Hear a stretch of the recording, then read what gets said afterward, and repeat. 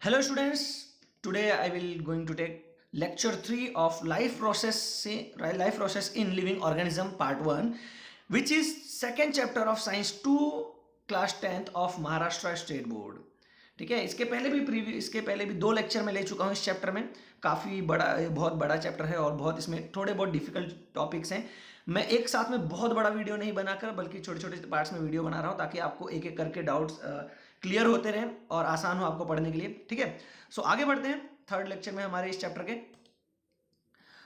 सबसे पहला previously completed topic, previously जो हमने टॉपिक कंप्लीट किया उसके एक बार हम लोग रिवीजन कर लेते हैं। तो पहले हम लोग ने क्या कंप्लीट किया है, living organisms. What is living organisms? आपके अर्थ पे जितने भी ऑर्गेनिजम्स हैं जो सर्वाइव, मतलब जो क्या, जिनका बर्थ होता है, जिनका डेथ होता है, ये सब मतलब जिनके अंदर लाइफ है, ठीक है, उन सब को एक साथ हम लोग क्या बोलते हैं, लिविंग ऑर्गेनिजम्स। ठीक है, तो वो लिविंग ऑर्गेनिजम्स में चाहे वो स्मॉल हो चाहे वो बिग हो, सारे टाइप्स के प्लांट एनिमल सब एक साथ क्या, सब एक साथ किसमें आ जाते हैं, लिविंग ऑर्गेनिजम्स में। ठीक है, उसके बाद इस चैप्टर के बारे में अगर मैं बोलूं तो इस चैप्टर के बारे में डिटेल में इंट्रोडक्शन पार्ट मैंने व्हाट्सअप लेक्चर पे, ऑनलाइन लेक्चर में हम पहले भी ले चुके हैं, जिसमें मैंने आपको डिटेल में बताया था कि लिविंग ऑर्गेनिजम्स क्या होते हैं, कब स्टार्ट हुए थे, कहाँ से, मतलब सबसे पहले कहाँ से स्टार्ट हुए और कैसे कैसे हम लोग डेवलप हुए हैं।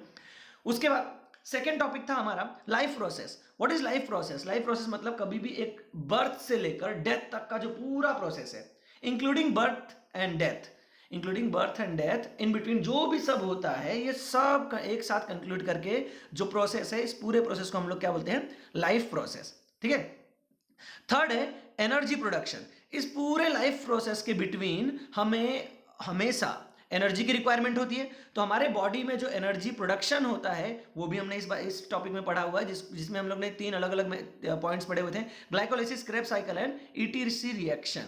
ठीक है, उसके बाद हमने एनर्जी प्रोडक्शन में दो डिफरेंट टाइप पढ़े थे, एनारोबिक और एरोबिक रेस्पिरेशन। तो एनारोबिक रेस्पिरेशन से भी एनर्जी प्रोडक्शन होता है। एनारोबिक मतलब क्या, अनाक्सी श्वसन, और एरोबिक मतलब आक्सी श्वसन। तो इन दो मेथड से भी, इन दो प्रक्रियाओं से भी ऊर्जा का निर्माण होता है या फिर एनर्जी प्रोडक्शन होता है। ठीक है, लास्ट टॉपिक हमारा था माइक्रोब्स एनर्जी प्रोडक्शन। ठीक है, सूक्ष्म जीव यानी कि जो माइक्रोब, जो बहुत छोटे होते हैं, जो हमें आंखों से दिखाई नहीं देते, वो भी एनर्जी का प्रोडक्शन करते हैं। तो वो ऑक्सीश्वसन भी कर, देखो अगर उन्हें ऑक्सीजन मिला तो वो ऑक्सीश्वसन करेंगे यानी कि एरोबिक रेस्पिरेशन करेंगे। अगर उन्हें एयर मिलेगा तो एरोबिक रेस्पिरेशन करेंगे, और अगर एयर नहीं मिलेगा सूक्ष्म जीवों को यानी कि माइक्रोब्स को, अगर एयर नहीं मिलेगा तो कौन सा रेस्पिरेशन करेंगे, एनारोबिक रेस्पिरेशन करेंगे। तो microbes aerobic and anaerobic both reactions करके एनर्जी क्रिएट कर, एनर्जी सॉरी प्रोड्यूस करते हैं। और जो, अब समझ लो एक एग्जांपल देता हूं, जो सॉइल के एकदम नीचे माइक्रो ऑर्गेनिजम्स रहते हैं, माइक्रोब्स रहते हैं, तो वो किस टाइप का रेस्पिरेशन करेंगे, ऑक्सीश्वसन, अनऑक्सीश्वसन यानी कि एनारोबिक, जहां पे उन्हें एयर की जरूरत नहीं होगी। और जो माइक्रोब्स एयर में है या फिर जो माइक्रोब्स ऐसा ओपन एनवायरमेंट में है, तो वो कैसा रेस्पिरेशन करेंगे, ऑक्सीश्वसन यानी कि एरोबिक रेस्पिरेशन। ठीक है, तो ये सब हम लोग पहले भी कवर कर चुके हैं। आज के टॉपिक में, आज के चैप्टर में हम लोग कौन कौन सा टॉपिक देखने वाले, सबसे पहला आज का पूरा हमारा कंसंट्रेशन रहेगा इस पे, energy from different food components.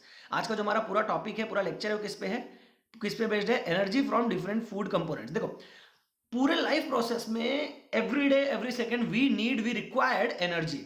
ठीक है, और जब हम लोग कोई एक्टिविटी करते हैं तो हमें मोर अमाउंट ऑफ एनर्जी चाहिए रहता है। ठीक है, ये सारी एनर्जी हमें किससे मिलती है, फूड से मिलती है। तो फूड, जब हम लोग फूड समझ लो, अब हम लोग फूड, जब हम लोग फूड समझ लो हम लोग खाते हैं, या फिर समझ लो कोई भी ऐसा, कोई भी ड्रिंक आप करो या फिर कुछ ड्रिंक करो या फिर कुछ खाओ, तो ये सब हमारे बॉडी में जाकर फूड मटेरियल्स ब्रेक डाउन हो जाते हैं। और वो ब्रेक डाउन होकर क्या बनाते हैं, proteins, carbohydrates, fats, vitamins, minerals, water, fibres. ठीक है, ये सब हमें मिलता है अपने फूड से। ठीक है, हमारे बॉडी में जो फूड जाता है तो वो सब हमें, जो हमारे बॉडी में फूड जाके वो ब्रेक डाउन होकर हमें ये सारी चीजें प्रोवाइड करता है, जैसे carbohydrates, proteins, fats, lipids and fats, vitamins, minerals and water and fibres. तो ये सब क्या है और इनसे हमें एनर्जी कैसे मिलती है, और ये सब हमारे बॉडी में क्या, किस काम में आते हैं, कौन से यूज में आते हैं, ये सब हम लोग देखने वाले। कार्बोहाइड्रेट्स यानी कि कार्बोज पदार्थ, proteins and different amino acid यानी कि प्रथिन और अन्य अमीनो अम्ल, फैट्स एंड लिपिड्स को हिंदी में बोलते हैं स्निग्ध पदार्थ, विटामिन जीवन सत्व बोलते हैं, मिनरल्स यानी कि खनिज, और वाटर पानी जिसको आप लोग जानते ही होंगे, फाइबर्स यानी कि रेशेदार पदार्थ। ठीक है, एक एक करके सबको डिटेल में पढ़ते हैं। सबसे पहला, अब देखो एनर्जी जो मैंने, अब जो हमारे बॉडी में जो एनर्जी बनती है, ठीक है, एनर्जी के लिए हमें क्या चाहिए, फूड चाहिए। तो फूड या ड्रिंक कुछ भी, मतलब आपको ड्रिंक मटेरियल भी चाहिए, फूड मटेरियल भी चाहिए जिसको आप ईट कर सको, ठीक है। तो फूड और जो भी हम लोग हमारे बॉडी में जो भी जाता है वो सब डाइजेस्ट होता है, ठीक है। और डाइजेस्ट होकर हमें मेजर न्यूट्रिएंट्स ऑफ फूड क्या क्या मिलते हैं? Fats, carbohydrates, fats, proteins, minerals, waters, roughages and vitamins, ठीक है। अगर मैं बात करूं रफीजेस या फिर रफीज, ठीक है, तो ये रफीज या रफीजेस जो होते हैं इन्हीं को हम लोग बोलते हैं फाइबर्स, ठीक है। तो ये देख के यहाँ पे नाम कंफ्यूज मत होना, यही क्या है? फाइबर्स है, ठीक है। अब देखो इनको मैं अगर बोलूं कार्बोहाइड्रेट यानी कि कार्बोज पदार्थ, फैट्स, फैट्स यानी कि स्निग्ध पदार्थ, ठीक है। उसके बाद प्रोटीन, प्रोटीन यानी कि प्रथिन, मिनरल्स, मिनरल्स आपको जो हमारे आवश्यक जो तत्व हैं वो, ठीक है। उसके बाद वाटर यानी कि पानी, ठीक है। उसके बाद रेफ्रिजरेशन यानी कि फाइबर, जिसको हम लोग क्या बोलते हैं? रेशेदार पदार्थ, ठीक है। ये फाइबर से, फाइबर यानी कि रेशेदार पदार्थ, विटामिन यानी कि जीवन सत्व, ठीक है। और मिनरल्स इसमें जैसे मैंने बोला कि खनिज, खनिज यानी कि कुछ उपयोगी तत्व जो हमारे शरीर के लिए अलग अलग जगह में कार्य करते हैं। तो जब हम लोग कोई खाना खाते हैं या फिर फूड अपने अंदर डाइजेस्ट करते हैं तो हमें वो फूड इन सब भागों में मतलब डाइजेस्ट होकर पचकर इन सब भागों में अलग अलग होकर मिलता है, ठीक है। उम्मीद है आपको समझ में आ रहा हो। तो चलो अब एक एक से हम लोग एनर्जी, हमें किससे कितनी एनर्जी मिलती है? फैट से हमें 9 किलो कैलोरी एनर्जी मिलती है, जिसको हम लोग जूल में कन्वर्ट करेंगे तो 37 जूल पर ग्राम, ठीक है।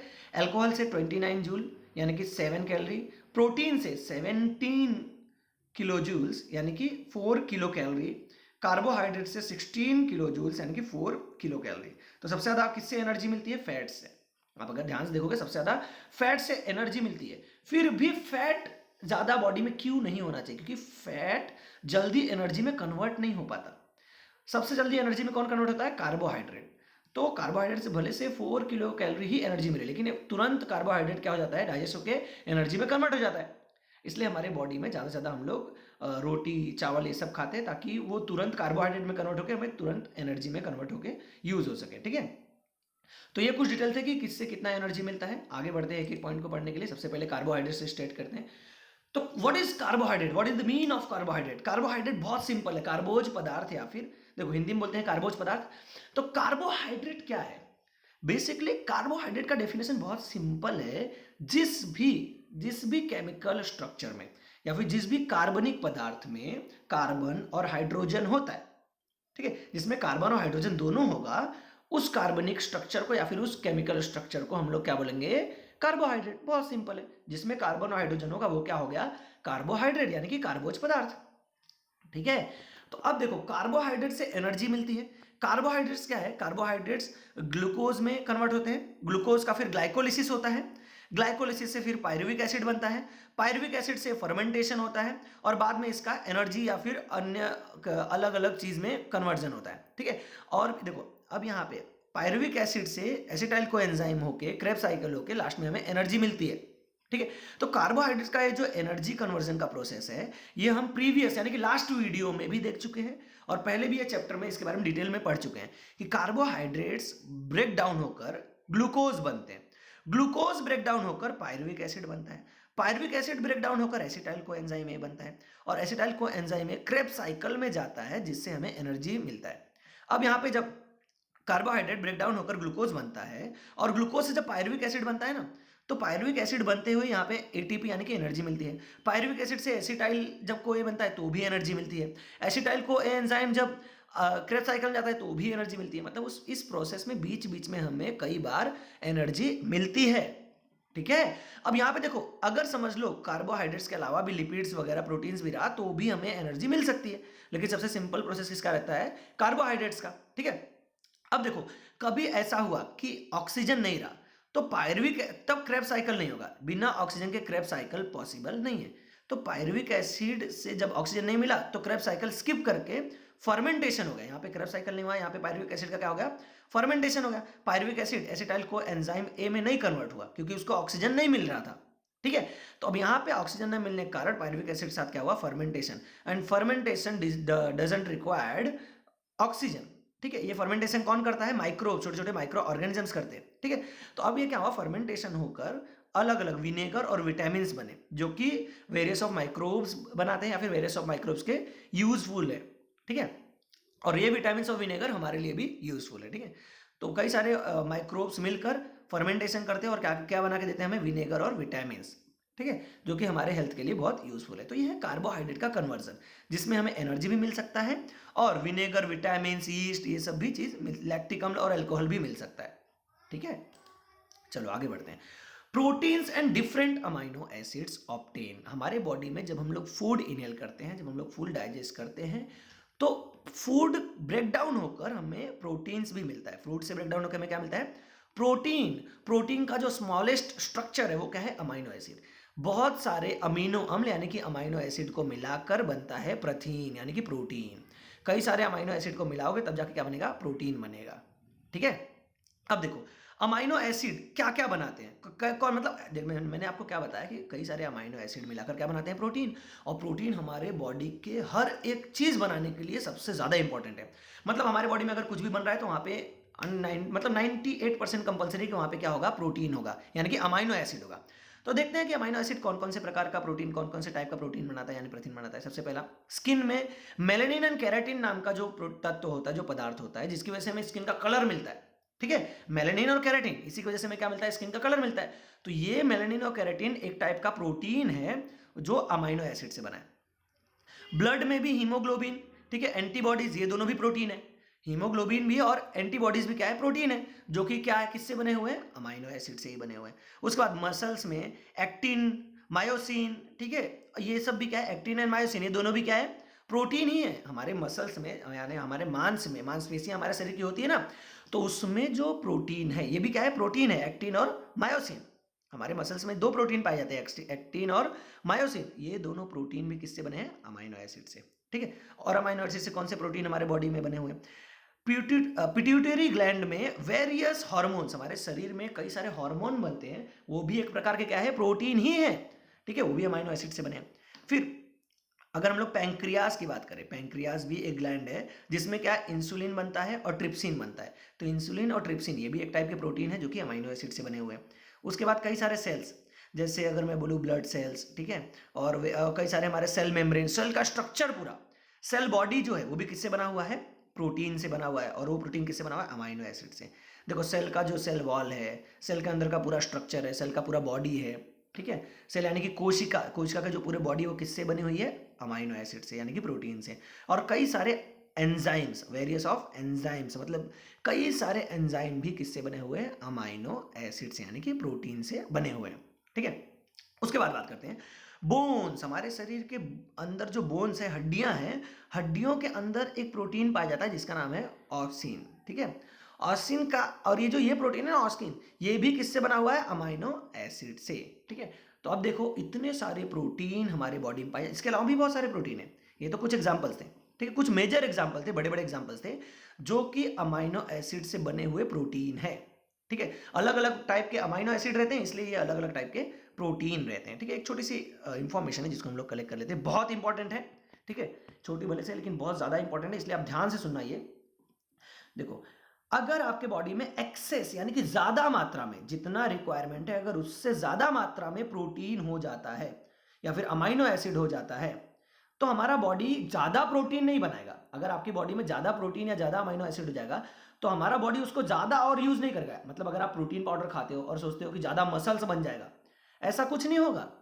हमारे बॉडी को जितना चाहिए, हमारे बॉडी को जितना ज़रूरत है, अगर उससे ज़्यादा प्रोटीन आया तो हमारा बॉडी क्या करता है, स्टोर नहीं करता। यहाँ पे देख लो, body does not stored in the body, protein are not stored in the body, मतलब प्रोटीन हमारे बॉडी में स्टोर करके रखा नहीं जाता बॉडी द्वारा, ठीक है। हमारा शरीर जो ज़्यादा मात्रा में प्रोटीन आता है उसे अलग से रखता नहीं है।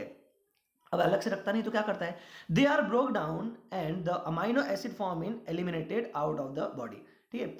अब देखो क्या होता है कि सबसे पहला तो उन्हें ब्रेक डाउन करते हैं, प्रोटीन को क्या करते हैं, छोटे छोटे पार्ट में ब्रेक डाउन करते हैं, और जो उसका ब्रेक डाउन किया हुआ अमोनिया पार्ट है उसे हमारे शरीर से वॉशरूम के द्वारा, मतलब आप जब बाहर जाते हो, जो हमारे शरीर का एक्सक्रीशन होता है, तो उसके द्वारा जितने भी अमोनिया रहता है उसको शरीर से बाहर निकाल दिया जाता है। जब हम प्रोटीन को ब्रेक डाउन करते हैं, जब हम प्रोटीन को तोड़ते हैं, तो उससे क्या मिलता है, हमें अमोनिया मिलता है, जिसको हम शरीर से बाहर निकाल देते हैं, ठीक है, मतलब अगर ज़्यादा प्रोटीन अगर आपके बॉडी को रहा तो वो शरीर से बाहर ही जाने वाला है। या फिर एक और चीज़ कर सकते हैं जो कि बहुत रेयर होता है, प्रोटीन से ग्लूकोज बन जाता है।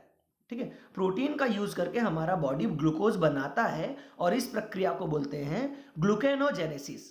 ठीक है, ध्यान से देखो, इसके नाम से ही पता चलेगा इस प्रक्रिया को क्या बोलते हैं, ग्लूकेनोजेनेसिस, जिसमें हम लोग कुछ प्रोटीन का उपयोग करके ग्लूकोज बनाते हैं और बाद में ग्लूकोज का उपयोग करके ऊर्जा बनाते हैं।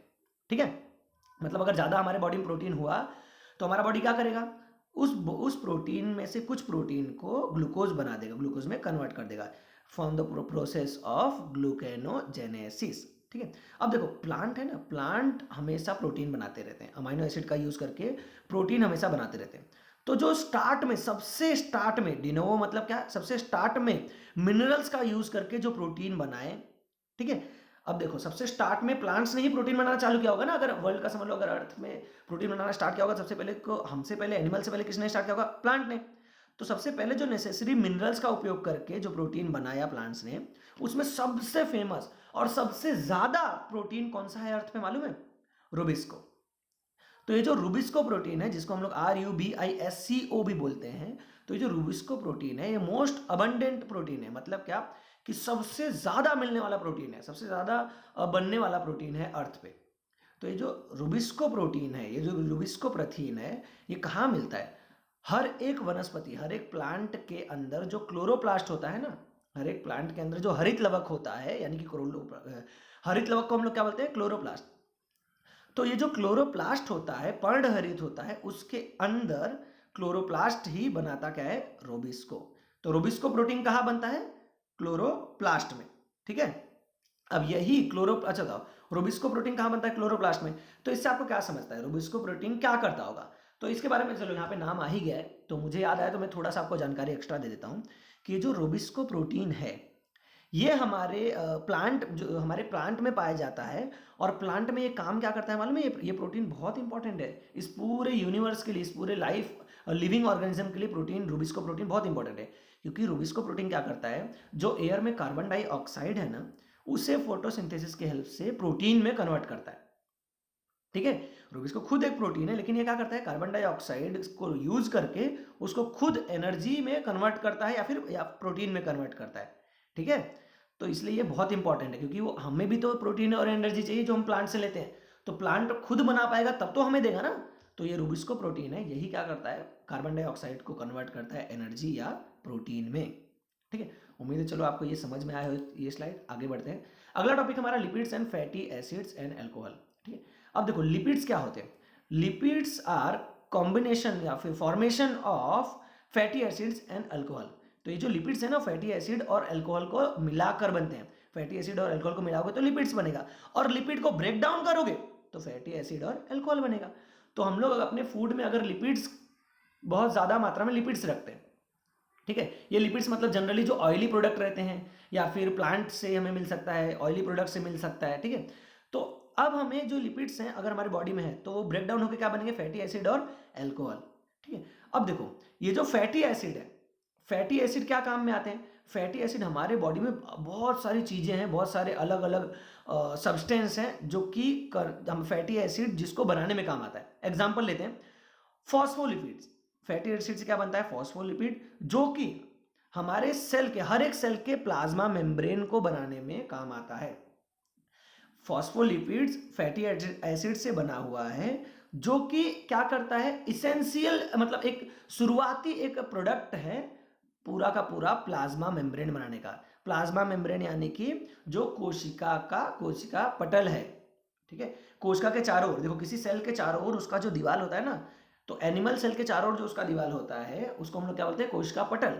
हर एक कोशिका के चारों ओर एक दीवार होता है जिसको हम लोग कोशिका पटल या प्लाज्मा मेम्ब्रेन बोलते हैं। इसी प्लाज्मा को बनाने के लिए जो शुरुआती मटेरियल चाहिए रहता है वो किससे बना होता है, फैटी एसिड से। और फैटी एसिड मतलब क्या, लिपिड्स। ठीक है, और क्या काम आ सकता है, fatty acids are used for producing hormones like progesterone, oestrogen, testosterone, aldosterone, ETC। हमारे बॉडी में कई सारे हार्मोन्स हैं जो किससे बने हुए हैं, फैटी एसिड से। लाइक अब देखो कौन कौन से हार्मोन्स, आपको नाम मैंने अभी बताया, progesterone, oestrogen, testosterone and aldosterone. ठीक है, ये सब हार्मोन्स हैं जो कि हमारे शरीर में होते हैं, और इन सबको कौन किससे बनाया जाता है, फैटी एसिड से। ठीक है। अब देखो फैटी एसिड या लिपिड से कितनी एनर्जी मिल सकती है हमें? 9 किलो कैलोरी। हम लोग ने अभी पहले पढ़ा ना कि फैटी एसिड और लिपिड्स, ये जो अल्कोहल है, ये सब कितने, हमारे फैटी एसिड हमें कितना एनर्जी बना के देते हैं? 9 किलो कैलोरी, सबसे ज़्यादा है। ठीक है, हर 1 ग्राम लिपिड से हमें 9 किलो कैलोरी एनर्जी मिलती है, सबसे ज़्यादा। लेकिन इसको ब्रेक डाउन करना एनर्जी में बहुत मतलब आसान प्रोसेस नहीं है, बहुत कॉम्प्लिकेटेड प्रोसेस है। इसलिए हम लोग, हमारे बॉडी में लिपिड्स हमेशा स्टोर हो जाते हैं। ठीक है, उसके बाद एक्सेस ऑफ लिपिड। अब देखो, जो ज़्यादा लिपिड, जब हम लोग ऐसा ज़्यादा ऑयली फूड खाते हैं तो जो हमारे शरीर में जो ज़्यादा अमाउंट में लिपिड्स हैं वो क्या हो जाते हैं? स्टोर हो जाते हैं। कहाँ पे? एडिपोज कनेक्टिव टिश्यू में। ठीक है, कनेक्टिव टिश्यू हमारे जो बॉडी में मसल्स में टिश्यू होते हैं ना, एडिपोज टिश्यू, वहाँ पे जाके ये क्या हो जाते हैं? स्टोर हो जाते हैं, जिनका नाम क्या है? Adipose connective tissue. उम्मीद है आपको समझ में आ रहा हो। फैटी एसिड स्निग्ध पदार्थ, अल्कोहल, देखो लिपिड्स यानी कि स्निग्ध पदार्थ। ठीक है, लिपिड्स स्निग्ध पदार्थ से बना होता है, तो फैटी एसिड यानी कि स्निग्ध अम्ल। ठीक है, तो ये पूरा हम लोग अभी कवर कर चुके हैं। इसके आगे बढ़ते हैं। ठीक है, अब अगला है हमारा टॉपिक विटामिन यानी कि जीवन सत्व। विटामिन अगर हम बात करें तो एक हेट्रोजिनस कंपाउंड है। हेट्रोजिनस क्यों बोलते हैं इसे? विटामिन आर हेट्रोजिनस कंपाउंड क्यों है? क्योंकि ये है वाटर में भी सोल्यूबल है, मतलब कुछ ऐसे विटामिन है जो वाटर में सोल्यूबल है और कुछ ऐसे हैं जो ऑयल में सोल्यूबल है, इसलिए इसको कैसा बोलते हैं? हेट्रोजिनस। ठीक है, ये कई सारे ऑपरेशंस में, हमारे बॉडी में कई सारे ऐसे एक्टिविटी चलते रहते हैं जहाँ पे ये विटामिन इसेंशियली बहुत ज़्यादा इंपॉर्टेंट है।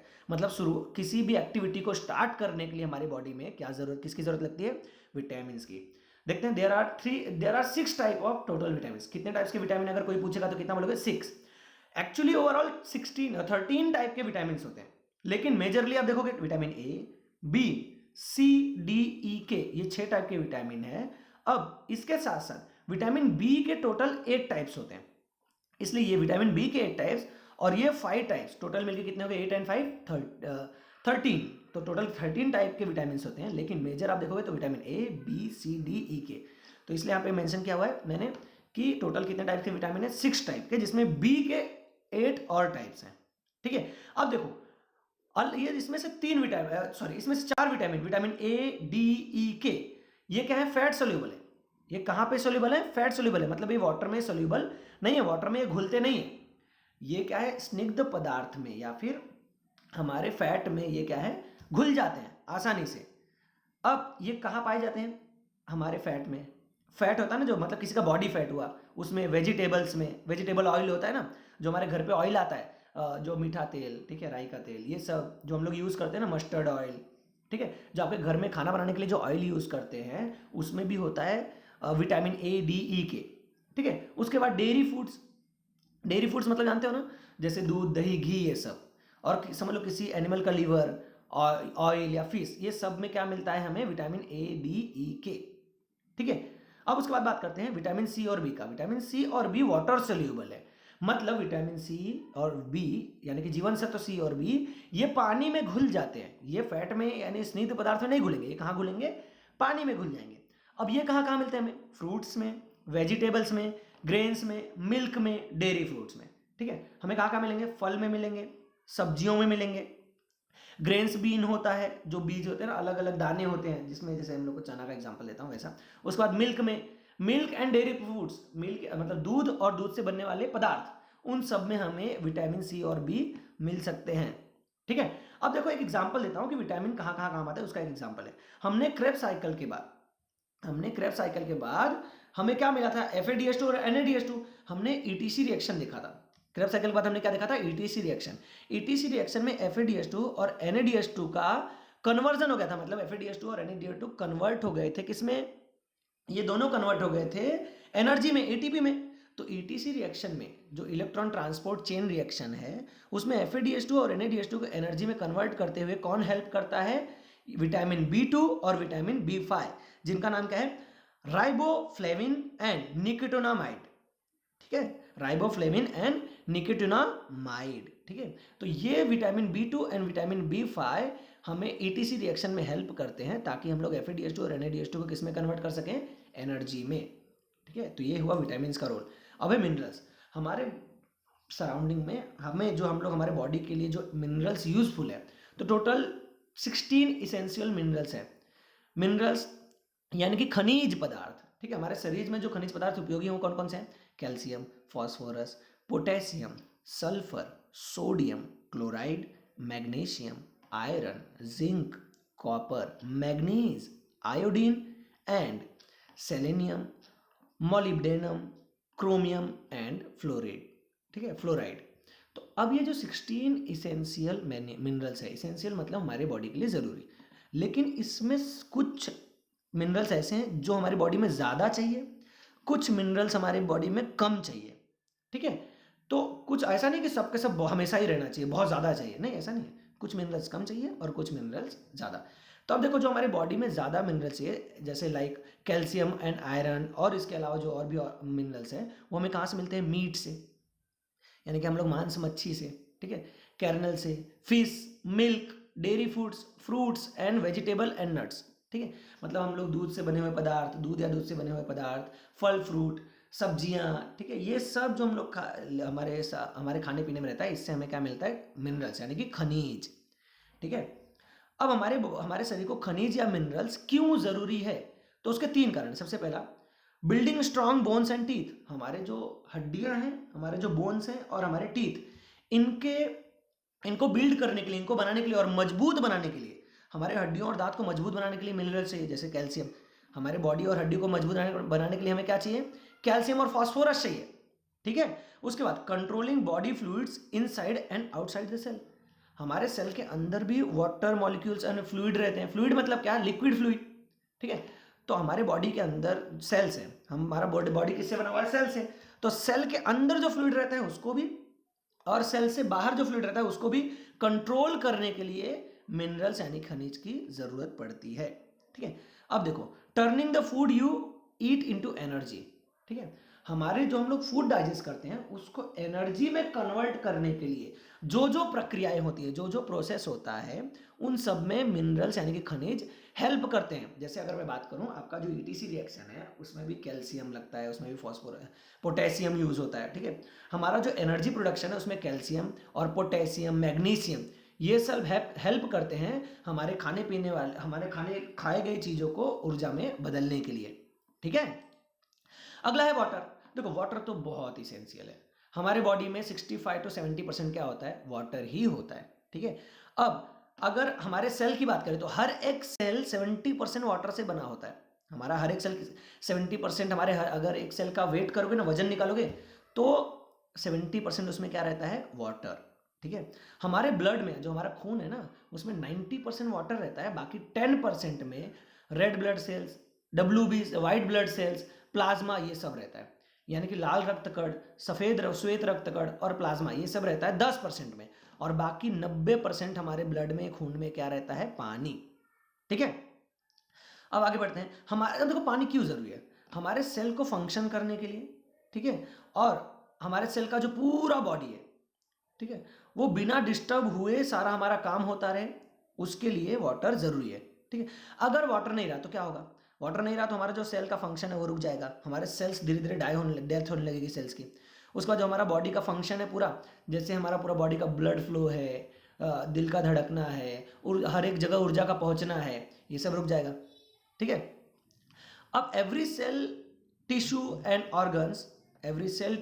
Organs required water to function properly. Water transport nutrients and oxygen to the cells, provides a medium for chemical reaction to take place. ठीक है, हमारे शरीर में बॉडी क्या क्या करता है? सबसे पहला कि हमारे शरीर के सेल, टिश्यू और ऑर्गन सबको वाटर की ज़रूरत है, पानी की ज़रूरत है, उनका फंक्शन, उनका काम अच्छे तरीके से करने के लिए। उसके बाद हमारे शरीर में पानी है ना, वो ट्रांसपोर्ट का काम करता है। मतलब पानी एक ऐसा काम करता है कि वो हमारे शरीर का जो ऑक्सीजन है और हमारे शरीर के जो पोषक पदार्थ है, जो तत्व है, न्यूट्रिएंट्स है, उनको शरीर के हर एक कोशिका तक पहुंचाता है, हर एक सेल तक पहुंचाता है। ठीक है, उसके बाद हमारे बॉडी में जितने भी केमिकल सिग्नल होते हैं ना, केमिकल रिएक्शन होता है, उनको भी करने में वाटर हेल्प करता है। ठीक है, और उसके बाद जो हमारे शरीर का वेस्ट प्रोडक्ट है उसको भी शरीर से बाहर निकालने के लिए वाटर हेल्प करता है। ठीक है, अब हमारे बॉडी के टेम्परेचर को भी, हमारे बॉडी का टेम्परेचर 37 डिग्री सेल्सियस है ना, उसको हमेशा मेंटेन रखने का भी काम कौन करता है? वाटर। जब भी देखो आप बहुत ज़्यादा कुछ काम करते हो तो हमारा बॉडी का टेम्परेचर बढ़ना चाहिए। आप समझ लो, किसी चीज़ को रगड़ोगे, ठीक है, किसी दो चीज़ को लो और एक दूसरे के ऊपर घिसो, तो क्या होगा? उसका टेम्परेचर बढ़ेगा। आप देखोगे तो थोड़ा गर्म हो गया, लेकिन जब हम लोग कोई वर्क करते हैं तो हमारा बॉडी भी गर्म होना चाहिए। गर्म नहीं होता, क्यों नहीं गर्म होता? क्योंकि आपको पसीना आता है, पसीना आता है, वो भी एक वो वाटर ही है ना। तो वो क्या करता है, हमारे शरीर के तापमान को, हमारे बॉडी टेम्परेचर को मेंटेन करता है। क्योंकि अगर हमारा बॉडी टेम्परेचर ज़रूरत से ज़्यादा बढ़ेगा तो हमारे सेल डेथ हो जाएगा, हमारे सेल की डेथ हो जाएगी, हमारे सेल्स को नुकसान होगा, ठीक है। अब उसके बाद tissue, skin, mouth, eyes and nose, ठीक है। हमारे अंदर जो हमारे बॉडी के अंदर जो या फिर हमारे बॉडी के बाहर जो टिश्यू हैं, like skin, mouth, eyes and nose के टिश्यू हैं, उन्हें क्या करता है, मॉइस्ट, हमेशा क्या करता है, नम रखता है। देखो हमारे शरीर का जो स्किन है या फिर हमारे शरीर के जो कोशिकाएं और ऊतक हैं, ठीक है, हमारे शरीर का जो टिश्यू है, अगर वो सूख गया तो मतलब सारे सेल मर जाएंगे, ठीक है, सारी कोशिकाएं मर जाएंगी। तो उन सबको जो भी सूखने नहीं देता, मॉइस्ट यानी कि गीला बना के रखता है, नम बना के रखता है, वो कौन बना के रखता है, वाटर, ठीक है। आई होप आपको समझ में आ रहा हो। अब चलो अगला है फाइबर्स, ठीक है। फाइबर्स यानी कि रेशेदार पदार्थ, फाइबर्स को हिंदी में क्या बोलते हैं, रेशेदार पदार्थ। देखो सबसे पहला कि हम लोग जो फाइबर्स हमारे बॉडी, मतलब हम लोग जो फूड इनहेल करते हैं, जो हम लोग फूड डाइजेस्ट करते हैं, उसमें हमें फाइबर मिलता है, ठीक है। ये भी हमारे लिए इसेंशियल न्यूट्रिएंट्स हैं, हमारे लिए बहुत ज़रूरी न्यूट्रिएंट्स है, बहुत पोषक तत्व, बहुत इंपॉर्टेंट पोषक तत्व है, ठीक है। बट एक फैक्ट है कि हमारा बॉडी फाइबर्स को डाइजेस्ट नहीं कर सकता, हमारा शरीर फाइबर्स को, रेशेदार पदार्थ को पचा नहीं सकता। तो फिर हम लोग क्यों खाते हैं? क्योंकि they help in the digestion of other substance and egestion of undigested substance. मतलब फाइबर खुद तो नहीं पचते हैं, जितने भी रेशेदार पदार्थ है खुद तो नहीं पचेंगे, फाइबर्स खुद तो डाइजेस्ट नहीं होंगे, लेकिन उसके जगह पे क्या करते हैं, हमारे जो शरीर में जितने भी खाने पीने वाले पदार्थ हैं, जो हम लोग खाते पीते हैं, उनको डाइजेस्ट होने में मदद करते हैं, और जो डाइजेस्ट नहीं होते हैं, अनडाइजेस्टेड रह जाते हैं, जो पचते नहीं हैं, उनको हमारे शरीर से इंजेस्ट कर देते हैं, यानी इजेस्ट कर देते हैं, यानी कि हमारे शरीर से बाहर निकलने में हेल्प करते हैं, ठीक है। देखो हमारे शरीर में जो भी पचता नहीं, हम उसे क्या करते हैं, अपने शरीर से बाहर निकाल देते हैं, ठीक है, जिसको हम लोग इंग्लिश में बोलते हैं एक्सक्रीशन, हिंदी में बोलते हैं उत्सर्जन। तो इसमें हेल्प कौन करता है, फाइबर्स। उत्सर्जन में और एक्सक्रीशन में हेल्प कौन करता है, फाइबर्स, यानी कि रेशेदार पदार्थ, ठीक है। अब उसके अलावा भी कुछ छोटे मोटे काम करते हैं फाइबर्स, जैसे हमारे बॉडी में शुगर लेवल को रेगुलेट करना, इसमें हेल्प करते हैं, ठीक है। और हमें भूख लगती है, उसको कंट्रोल करना और ब्लड शुगर लेवल को चेक करते रहना। देखो हमारे शरीर में भूख लगती है यानी कि शुगर लेवल कम हो गया है, ठीक है, जब भी भूख लगेगी तो शुगर लेवल कम हो गया है, तो ये जैसे शुगर लेवल कम होगा तो हमें भूख लगती है, तो ये भी, इसमें भी ये शुगर लेवल मेंटेन करने का, हमेशा चेक करने का काम कौन करता है, फाइबर्स, इसमें हेल्प करते हैं, ठीक है। एक चिल्ड्रन और एडल्ट को, मतलब एक बच्चा हो या बड़ा हो, minimum 20 to 30 gram fibre her day लेना चाहिए। हमारे खाने पीने में 20 to 30 ग्राम फाइबर्स होना ही चाहिए, वरना आपको क्या होगा, आपका फूड जो खाते पीते हो डाइजेस्ट नहीं होगा प्रॉपर, मतलब आपका जो डाइजेशन है वो सही से नहीं होगा, खाना अच्छे से पचेगा नहीं, जिससे पेट दर्द होगा या फिर आप वीक हो जाओगे और अलग अलग बीमारियां होंगी। तो इसलिए हमारे खाने पीने में फाइबर्स यानी कि रेशेदार पदार्थ 20 से 30 ग्राम होना कंपलसरी, ज़रूरी है, ठीक है। अब हमें फाइबर्स मिलता कहाँ से, वेजिटेबल, फ्रूट्स एंड कैनल्स, ठीक है। अब देखो हमें फाइबर्स हमारे खाने पीने से ही मिलेगा, आप फ्रूट्स खाओ, वेजिटेबल्स खाओ, ठीक है, तो ये सबसे हमें क्या मिलेगा, फाइबर्स और रेशेदार पदार्थ मिल जाएंगे। लेकिन आपको ज़रूरी है कि आप फाइबर्स हमेशा अपने खाने पीने में हमेशा फाइबर्स का यूज़ करते रहो, ठीक है। चलो, उम्मीद है कि ये वीडियो आपको समझ में आया होगा, और उम्मीद है कि आपको सारे डाउट्स क्लियर हुए होंगे। अगर अभी भी किसी को, कोई बच्चा ऐसा है आपके आसपास कि जो नहीं पढ़ पा रहा है बिकॉज ऑफ फीस, तो आप उसको हमारे पास लेकर हम उसकी ज़रूर हेल्प कर सकते हैं, ठीक है। अगर आपको वीडियो अच्छा लगा हो और ईजी हो समझने में, ठीक है, मैंने कोशिश की है कि जितना आपके बुक में है उससे थोड़ा सा अलग से बताने के लिए। तो अगर आपको समझ में आया हो तो लाइक बटन का ऑप्शन है आपके पास, और नहीं समझ में आया हो तो आपके पास डिसलाइक का भी ऑप्शन है।